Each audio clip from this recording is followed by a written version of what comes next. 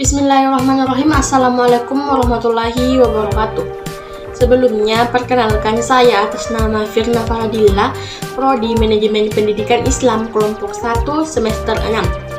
Nah, di sini saya akan menjelaskan terkait dari pendekatan dan metode analisis kebijakan.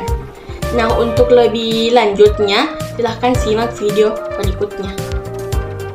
Baik, di sini saya akan menjelaskan terkait dari pendekatan analisis kebijakan.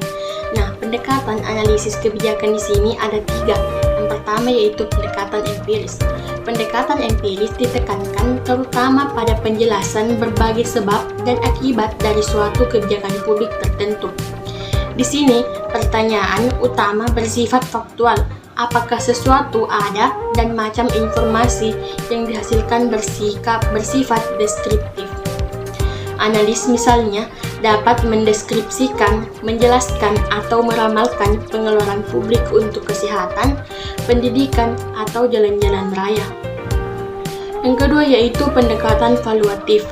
Pendekatan valuatif terutama ditekankan pada rekomendasi serangkaian tindakan yang akan datang yang dapat menyelesaikan masalah-masalah publik.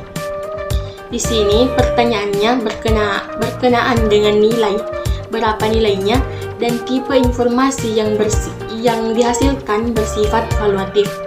Sebagai contoh, setelah memberikan informasi deskriptif mengenai berbagai macam kebijakan perpajakan. Dan yang ketiga yaitu pendekatan normatif.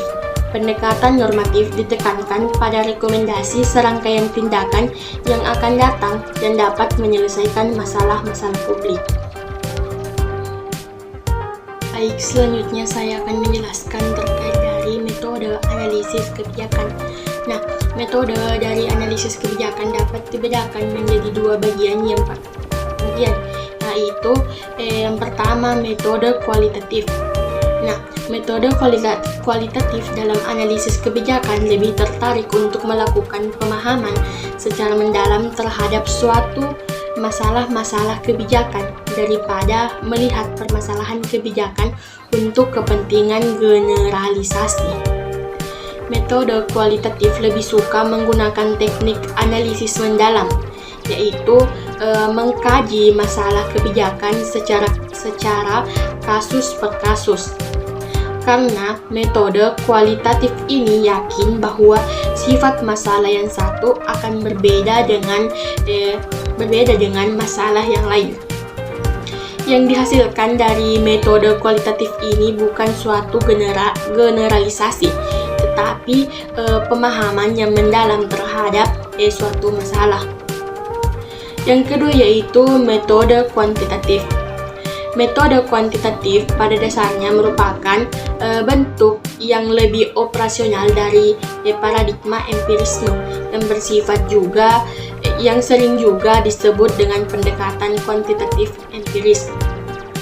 Pada dasarnya pendekatan kuantitatif ini tertarik dengan pengukuran secara objektif terhadap masalah sosial.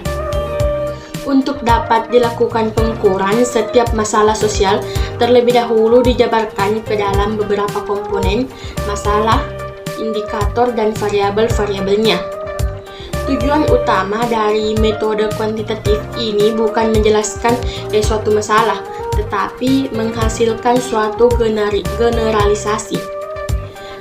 Generalisasi adalah suatu pernyataan kebenaran yang terjadi dalam suatu realitas tentang suatu masalah kebijakan yang diperkirakan akan berlaku pada suatu parameter populasi tertentu. Nah, dengan generalisasi yang dihasilkan ini, para peneliti atau analisis kebijakan dituntut dapat menghasilkan alternatif kebijakan yang dapat diterapkan secara menyeluruh dalam lingkup yang lebih luas.